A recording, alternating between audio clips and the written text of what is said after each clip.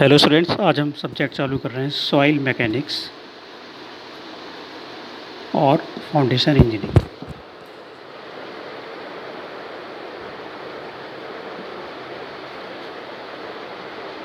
इस सब्जेक्ट की शुरुआत की गई थी 1925 में मिस्टर कार्ल तरजागी द्वारा। इनको सब्जेक्ट का ग्रेट ग्रैंडफादर ही बोला जाता है। ये सवाल जनरली एक जेई के एग्ज़ाम या एसएससी के एग्ज़ाम में भी आया है कि कार्ल तरजागी कौन थे, और 1925 में इन्हें एक बुक लिखी थी ऑटोमो मैकेनिक। उसमें फर्स्ट टाइम था जब सॉइल मैकेनिक्स या फाउंडेशन इंजीनियरिंग के बारे में इनका लिटरेचर जर्मन में पब्लिश हुआ था। और इसके अलावा एक सवाल और भी आया है जेई सब इंजीनियर के एग्ज़ाम में कि ये किस देश के रहने वाले थे। ये ऑस्ट्रिया वियना में सब इंजीनियर थे गवर्नमेंट में, वहाँ पे इन्होंने इस सब्जेक्ट की शुरुआत की थी। आज जो हम टॉपिक ले रहे हैं उसका टॉपिक का नाम है परमिएबिलिटी। परमिएबिलिटी को हिंदी में बोलते हैं पारगम्यता। पारगम्यता मतलब होता है कि सॉइल से किसी वाटर को या किसी भी लिक्विड को बहने की क्षमता। यहाँ पे हम वाटर को लेंगे। सबसे पहले समझेंगे कि ये जो टर्म हम परमिएबिलिटी यूज़ कर रहे हैं ये सिविल इंजीनियरिंग में किस तरीके से इम्पॉर्टेंट है। सिविल इंजीनियरिंग अगर हम जब बात करते हैं तो हमारा मेन पर्पज़ क्या होता है सिविल में, जब भी आप कोई मेगा स्ट्रक्चर्स बनाते हैं या कोई भी इंफ्रास्ट्रक्चर प्रोजेक्ट्स रहते हैं, चाहे वो मल्टी स्टोरी बिल्डिंग हो या डैम हो या कुछ भी हो, रोड हो, तो हमारा मेन पर्पस रहता है कि जितना भी लोड जो आ रहा है, डेड लोड, लाइव लोड, सबका कॉम्बिनेशन, अल्टीमेटली जितना भी लोड हमारे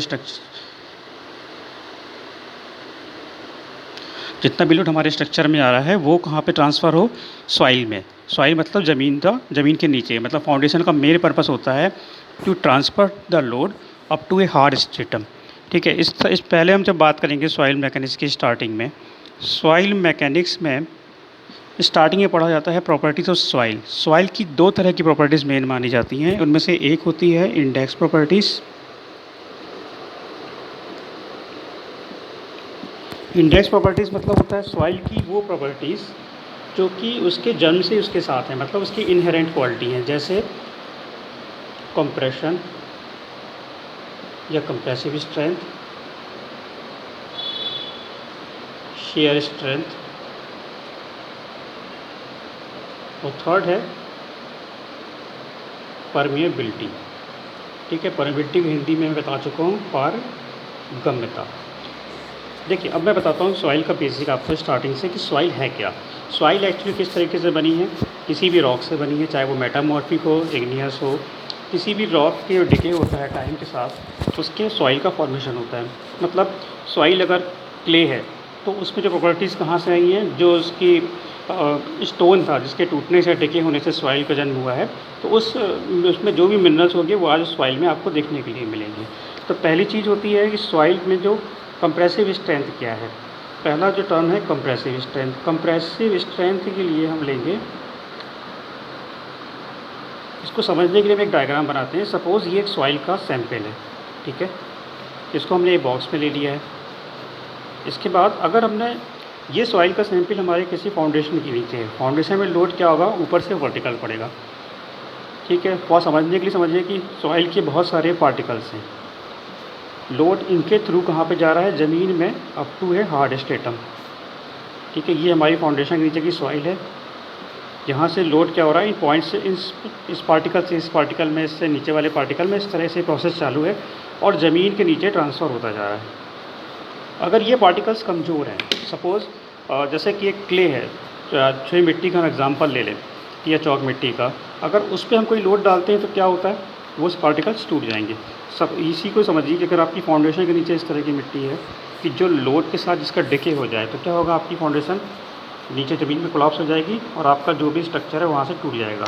इसलिए कंप्रेसिव स्ट्रेंथ मतलब होता है कि किसी भी सॉइल की वो क्षमता जो उस पर वर्टिकल लोडिंग हो रही है उसको ज़मीन में ट्रांसफ़र कर सके बिना पार्टिकल का डिके हुए। शेयर स्ट्रेंथ क्या होता है, शेयर स्ट्रेंथ के लिए समझिए कि हमारी सॉइल जो है वो कई लेयर से मिलके बनी है। ठीक है।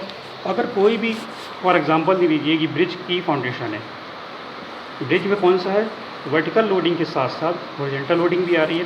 सपोज रेलवे का ब्रिज है, अगर यहाँ से ट्रेन निकल रही है उस समय क्या होगा, एक लॉन्जिट्यूडिनल फोर्स इस तरीके से प्रोवाइड होगा। ये लोड क्या करेगा, जो ब्रिज के इन दोनों का जो सम होगा वो ब्रिज के फाउंडेशन के थ्रू ज़मीन पे ट्रांसफ़र होगा सॉइल पे। अगर सॉइल की हम बात करते हैं कि सॉइल कई लेयरों से मिल के बनी है, तो ये लेयर क्या करेंगी, एक दूसरे के ऊपर इस तरीके से फिसलने का प्रयास करेंगी। फॉर एग्ज़ाम्पल ये एक लेयर है, ठीक है, इसके नीचे दूसरी लेयर है मिट्टी की। जब इस तरह से इस पर लोडिंग लगेगी तो क्या होगा, पहले वाली लेयर जो नंबर 1 है वो सेकंड लेयर से आगे जाने का प्रयास करेगी, लेकिन इन दोनों लेयर के बीच में यहाँ पे फ्रिक्शन है। फ्रिक्शन क्या करेगा, इस लेयर को इसके ऊपर से फिसलने से रोकेगा। तो ऐसी अनगिनत लेयर है जिनसे कि हमारी सॉइल बनी हुई है। तो शेयर स्ट्रेंथ का काम क्या होता है, जितने भी इन लेयर के बीच में फ्रिक्शन काम कर रहा है वो सॉइल का हॉरिजॉन्टल मूवमेंट रोकने का प्रयास करता है और लोड डायरेक्ट ज़मीन में ट्रांसफ़र होता है, ठीक है। तीसरी जो चीज़ होती है परमिएबिलिटी। परमिएबिलिटी टर्म है जो, इसको हिंदी में हम बोलते हैं पारगम्यता। और डेफिनेशन अगर मैं इसके बोलूँगा तो परमिएबिलिटी मतलब होता है कि सॉइल का अपने में से इस पानी को बहने की क्षमता होना। ये कैसे होगा, सॉइल हमको पता है कि सॉइल बहुत सारे पार्टिकल से मिलके बनी है। सॉइल जो है बहुत सारे पार्टिकल से मिलके बनती है। फॉर एग्ज़ाम्पल ये मैंने एक सॉइल का सैंपल, टेस्टर सैंपल, अनटेस्टर सैंपल, कोई सा भी सैंपल कहीं भी ज़मीन से ले लिया। अब इसको अगर मैं 3 फेज़ डायग्राम में कन्वर्ट करता हूँ, 3 फेज़ डायग्राम मतलब आप लोग शायद पढ़ चुके होंगे, लेकिन एक बार मैं रिवाइज़ कर दे रहा हूँ। 3 फेज़ डायग्राम क्या होता है। ये जो सॉइल मैंने कहीं से भी ज़मीन से मिट्टी का एक टुकड़ा निकाला, उसके अंदर क्या क्या होगा, 3 चीज़ें होंगी। पहला सॉइल पार्टिकल्स जिससे ये मिलके बना है। दूसरा, जब भी आप अगर असली में भी देखेंगे कहीं पे सॉइल का सैंपल, तो उसमें आपको 2 चीज़ देखने के लिए मिलेंगी सॉइल सैंपल के साथ, उसमें छोटे छोटे डॉट्स वाइट्स कहलाते हैं। ये वाइट्स होंगे, वाइट्स मतलब इनमें छोटे छोटे छिद्र होंगे। उन छिद्र में क्या रहता है, बरसात के टाइम पे वाटर हो जाएगा, या जैसे इस समय गर्मी का सीज़न है तो वाटर पूरा वेपराइज हो जाएगा और उसकी जगह वहाँ पे सिर्फ एयर बचेगी। अब इसको समझने के लिए हम क्या करते हैं, इसको 3 फेज़ डायग्राम में कन्वर्ट कर लेते हैं। 3 फेज़ डायग्राम मतलब इसको किसी अगर बीकर में तोड़ के फिल कर दिया, तो पहला पार्ट कौन सा है इसमें से, सॉइल। सेकेंड पार्ट कौन सा है, वाटर। और तीसरा पार्ट है एयर, ठीक है। सॉइल हो गई, पानी हो गया, और आपका एयर हो गया। अगर इसको और क्लियर करना है डायग्राम को, तो ये वाला जो पार्ट हो गया, ये हो गया volume of soil, volume of water and volume of air. Volume of soil, volume of water and volume of air. देखिए ये जो वाइड्स हैं, ये वाइड्स क्या करते हैं, एक दूसरे से कनेक्ट होते हैं। कनेक्ट होने से क्या होता है, इनमें एक तरह का चैनल बन जाता है। उस चैनल से क्या होता है, पानी का फ्लो पॉसिबल हो जाता है। मतलब किसी भी सॉइल में अगर परमिएबिलिटी है तो निश्चित रूप से उसमें वाइड्स हैं जो कि आपस में हाइड्रोस्टैटिक फोर्स के साथ इंटरकनेक्ट हो जाते हैं और पानी को अपने में से बहने देते हैं। इस तरह की सॉइल जिसमें वाइड्स रहते हैं, जिसके कारण उससे पानी बह सकता है, इसको बोलते हैं परवियस, PERVIOUS, परवियस सॉइल। और जिसमें से वाइड्स नहीं होते हैं, जो मिट्टी अपने में से पानी नहीं बहने देती है, या वाइड्स का डायमीटर काफ़ी कम होता है, इस कारण पानी उससे बह नहीं पाता है, या वाइड्स इंटरकनेक्ट नहीं होते हैं, उस मिट्टी को बोलते हैं इम्परवियस। अब सबसे इम्पॉर्टेंट चीज़ है कि हमें परमिएबिलिटी क्यों पढ़ना है। परमिएबिलिटी इसलिए पढ़ना है कि अगर हम जब भी कोई भी प्रोजेक्ट डिज़ाइन कर रहे हैं, जैसे कि जियोटेक का अगला पार्ट आप जो पढ़ेंगे वो फाउंडेशन इंजीनियरिंग है। किसी भी प्रोजेक्ट की अगर फाउंडेशन में वाटर टेबल आ रही है, मतलब कि उसके नीचे की जो मिट्टी है, फाउंडेशन के नीचे की जो मिट्टी है, यहाँ पे वाटर टेबल है। वाटर टेबल होने से क्या होगा, इस स्ट्रक्चर पे क्या होगा, सीपेज आएगा, और सीपेज होगा, और या फिर कैविटी का फॉर्मेशन हो सकता है। कैविटी की फॉर्मेशन होने से क्या होता है, वाटर के फोर्स के साथ मिट्टी के पार्टिकल्स बाहर निकल जाते हैं, यहाँ पे कैविटी फॉर्मेशन हो जाता है, और आपका जो लोड है उसके कारण फाउंडेशन कोलैप्स हो जाएगी, जिसके कारण आपका सुपर स्ट्रक्चर गिर सकता है। इसलिए परमिएबिलिटी की जानकारी होना बहुत ज़रूरी है। अब हम बात करेंगे सबसे पहले परमिएबिलिटी की स्टार्ट करने से पहले डार्सीज लॉ की। DARCYS, Darcy's law. ये लॉ 1856 में डार्सी द्वारा दिया गया था। इस लॉ का मतलब होता है कि किसी भी लैमिनार फ्लो के लिए, एक बीच बिल्कुल ध्यान रखिएगा, मैं जैसे अभी लैमिनार फ्लो की बात कर रहे हैं, लैमिनार फ्लो के लिए ये वैलिड है। लैमिनार फ्लो के लिए वेलोसिटी, वाटर या लिक्विड की वेलोसिटी इक्वल टू होता है के इंटू आई, वेयर के is the coefficient of permeability and I is the hydraulic gradient। पहले मैं I के बारे में बात करूँ कि हाइड्रोलिक ग्रेडियंट क्या है। और अगर सिंपल में खाली एक डेफिनेशन इसकी समझाना हो तो हाइड्रोलिक ग्रेडियंट समझाने के लिए ध्यान एक ही एग्जांपल समझ लीजिए कि सपोज़ दो पानी के टैंक हैं, यहाँ से पानी ट्रांसफ़र हो रहा है इस टैंक में।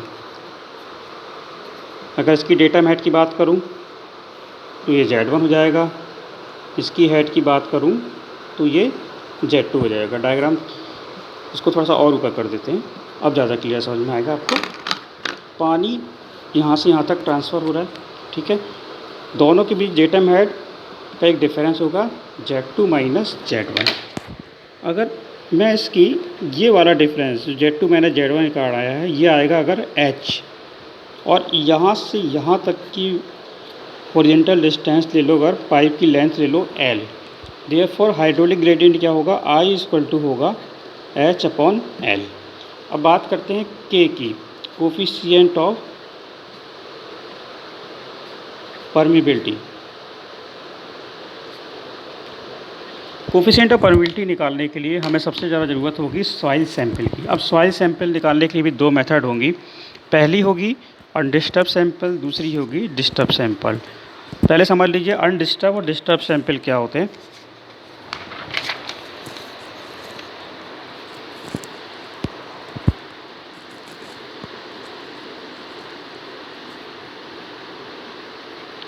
Undisturbed sample and disturbed sample.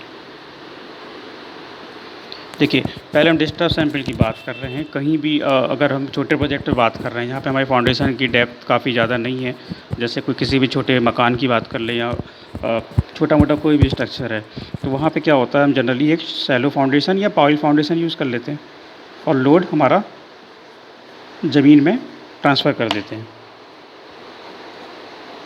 ये पाइल फाउंडेशन का डायग्राम है, ये पाइल कैप है। पाइल हमेशा मिनिमम 3 यूज़ की जाती है और ये एक शैलो फाउंडेशन का डायग्राम, ठीक है। दोनों का मेन पर्पस क्या है कि लोड को up to a depth hard stratum transfer करना है, ताकि हमारा सुपर स्ट्रक्चर का पूरा लोड डायरेक्ट ज़मीन पे ट्रांसफ़र हो जाए, अर्थ पे ट्रांसफ़र हो जाए। डिस्टर्ब सैंपल निकालने के लिए किया जाता है, अगर सैंपल की ज़मीन, जैसे कोई छोटा मकान है, उसकी फाउंडेशन क्या लोगे, ज़्यादा 3-4 मीटर 5 मीटर जितनी भी गहराई आप लेते हो, मतलब इस आपको इसी सपोज़ अगर 4 मीटर डेप्थ तक आपकी फाउंडेशन जा रही है, तो आपको सिर्फ ज़मीन के नीचे 4 मीटर डेप्थ के ही सैंपल चाहिए। इसके लिए क्या किया जाता है, एक इंस्ट्रूमेंट होता है जिसके बारे में शायद आप पढ़ चुके हो पहले भी, जिसको हम बोलते हैं ऑगर। इस ऑगर को पेचकस जैसे घुमाते हैं ज़मीन पे, उससे क्या होता है, इसके नीचे इसके जो ब्लेड्स रहते हैं यहाँ पे सॉइल भर जाएगी, उसको बाहर निकाल लिया जाता है और लैब में टेस्टेड कर लिया जाता है। लेकिन समझने वाली बात जो सबसे इम्पोर्टेंट है, डिस्टर्ब सैंपल में आपका सॉइल का एक फ्लोक्यूलेटेड स्ट्रक्चर होता है। फ्लोक्यूलेटेड स्ट्रक्चर या नेचुरल स्ट्रक्चर क्या होता है सॉइल का, कि कहाँ पर सॉइल है, उसमें वॉइड्स की स्थिति कैसे है, वॉइड्स इंटरकनेक्टेड हैं या नहीं है, इस तरह से अलग अलग कंडीशन पे वॉइड्स रहते हैं। जब हम इसको ऑगर की सहायता से निकालते हैं तो ये पूरा स्ट्रक्चर चेंज हो जाता है और हमारे पास लैब में खाली एक सॉइल सैंपल आ जाता है जो अपनी नेचुरल कंडीशन से थोड़ा चेंज हो जाता है। छोटे प्रोजेक्ट्स में तो ये चल जाता है, लेकिन जब हम बात करते हैं किसी बड़े प्रोजेक्ट की, फॉर एग्ज़ाम्पल के लिए डैम, जिसमें लोडिंग भी काफ़ी ज़्यादा है, सीपेज का काफ़ी बहुत ज़्यादा इफ़ेक्ट होता है, डैम में उसके वेट के बाद और पानी के प्रेशर के बाद सबसे ज़्यादा जो इम्पोर्टेंट चीज़ होती है वो होता है पोर वाटर प्रेशर या सीपेज फोर्स। इस कंडीशन में इस तरीके के डिस्टर्ब सैंपल से जो भी हम परमिबिलिटी की वैल्यू निकालेंगे वो हमारे लिए सफिशिएंट नहीं होगी। अनडिस्टर्ब सैंपल के लिए क्या किया जाता है, जिस जो साइट होती है वहीं पे जाके परमिबिलिटी के लिए टेस्ट किया जाता है। पहले हम एक डेरिवेशन कर रहे हैं डिस्टर्ब सैंपल के लिए। डार्सीस लॉ से मैं फॉर्मूला मिला था V equal to K into I. जबकि आप सभी जानते हैं डिस्चार्ज का फॉर्मूला होता है Q equal to A into v, where Q is the discharge, A is the area. अगर पाइप का एरिया लिया जाता है या सॉइल सैंपल का एरिया लिया जाता है, मीटर क्यूब में या मीटर स्क्वायर में एरिया हो जाएगा, मीटर स्क्वायर में एरिया हो जाएगा, मीटर क्यूब में discharge. V is the velocity. Velocity किसकी होगी? वाटर की होगी। इस वैल्यू को इसमें रख दो फॉर्मूले में। Q इक्वल टू हो जाएगा A K इंटू आई। आई की वैल्यू हमारे पास कितनी है? H/L। तो Q इक्वल टू क्या हो जाएगा? K H/L into A। यहाँ पे हमारे पास अननोन वैल्यू कौन सी है? देखिए, जब आप किसी भी सॉइल सैंपल को ले रहे हैं इंस्ट्रूमेंट में, तो हमको हाइड्रोलिक हेड पता है, L पता है, सैंपल के लिए जो मोल्ड ले रहे हैं उसका एरिया पता है, Q हम निकाल सकते हैं। हमारे पास जो वैल्यू अननोन है वो है K की, जिसको हम बोलते हैं कोफिशिएंट ऑफ परमेबिलिटी। तो K की वैल्यू हो जाएगी QL divide by H into A, जहाँ पे L क्या हो जाएगा? लेंथ ऑफ स्पेसिमेन, और H हेड कॉजिंग फ्लो, मतलब ऊंचाई जिसके कारण वाटर का फ्लो हो रहा है। अब हम उस टेस्ट की बात की जा रहे हैं जिसके द्वारा आप लैब में कोई भी सॉइल सैंपल ला के परमेबिलिटी कोफिशिएंट की वैल्यू निकाल सकते हैं। उस पहले टेस्ट का नाम है कांस्टेंट हेड परमेबिलिटी टेस्ट। इस टेस्ट को करने के लिए जोधपुर परमेबिलिटी एपरेटस होता है, जिसमें सॉइल सैंपल एक मोल्ड में रखा जाता है। सबसे पहले इसमें एक मोल्ड होता है जिसकी इंटरनल डाया 100 mm, मतलब 10 सेंटीमीटर करीब की इंटरनल डाया होता है। ये किसका है? सॉइल के लिए जो मोल्ड रखा जाता है। इसकी हाइट होती है 127.3 mm। ये इस मोल्ड की हाइट हो जाती है, और इस मोल्ड की जो कैपेसिटी होती है, कैपेसिटी ऑफ मोल्ड, वो होती है 1000 ml की। और ये जो इंस्ट्रूमेंट है ये डिज़ाइन किया गया है IS कोड 2720 पार्ट 17 के अंतर्गत। ठीक है, हमेशा याद रखिए जब भी कोई भी टेस्टिंग की बात करते हैं उसका कोड ज़रूर याद रखिए। इसमें किया क्या जाता है? सबसे पहले इसमें क्या किया जाता है? सबसे पहले एक पोरस डिस्क होती है, मोल्ड में जुड़ी होती है, जो कि ये हमारा मोल्ड है। इस हाइट और वॉल्यूम के अकॉर्डिंग इसमें ऊपर नीचे दोनों तरफ पोरस डिस्क होती है। बीच में L हाइट पे हमारा सैंपल फिल कर दिया जाता है। ठीक है, जो साइज सैंपल है आपका उसको मैं कलर कर दे रहा हूँ।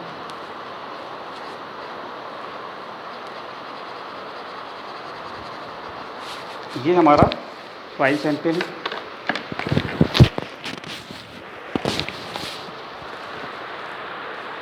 सॉइल सैंपल मोल्ड में फिल करने के बाद उसके नीचे एक बकेट होता है। इस बकेट का काम कुछ नहीं है, इस बकेट का काम है कि पानी का डिस्चार्ज जो भी होगा वो हमको यहाँ पे कलेक्ट कर देगा। यहाँ पे एक वाटर टैंक होता है ऊपर। वाटर टैंक थोड़ा ऊंचाई पे होगा, उससे हमें क्या होगा? हेड मिलेगा। हेड के कारण वाटर फ्लो होके इस सैंपल पे आएगा। एक पाइप के द्वारा मोल्ड में वाटर टैंक कनेक्ट कर दिया जाता है। वाटर टैंक की जो मैक्सिमम ऊंचाई है वहाँ से लेकर इस डिस्क तक की, जहाँ तक हमारा सैंपल है, ये वाली जो ऊंचाई है H, स्मॉल h, ये हो जाएगा हमारा हेड, जिसके कारण वाटर का फ्लो हो रहा है अंडर द ग्रेविटी। यहाँ पे वाटर है, वाटर इस पाइप से अंडर ग्रेविटी फ्लो होना चालू होता है। और सॉइल सैंपल पे आएगा। सॉइल सैंपल से परकोलूट होके मतलब कि रिस के वो नीचे बकेट में इकट्ठा होता जाएगा। इस पूरे वाटर को, ये इसका वाटर का वॉल्यूम हमारे पास नोन है, हमें पता है कितना वॉल्यूम वाटर का यहाँ पे होगा। ये पूरा पानी, कितने भी लीटर पानी है, ये पूरा इस मिट्टी से परकोलेट होके इस बकेट में कितने टाइम पे इकट्ठा होगा, हमें वो समय पता चल जाएगा।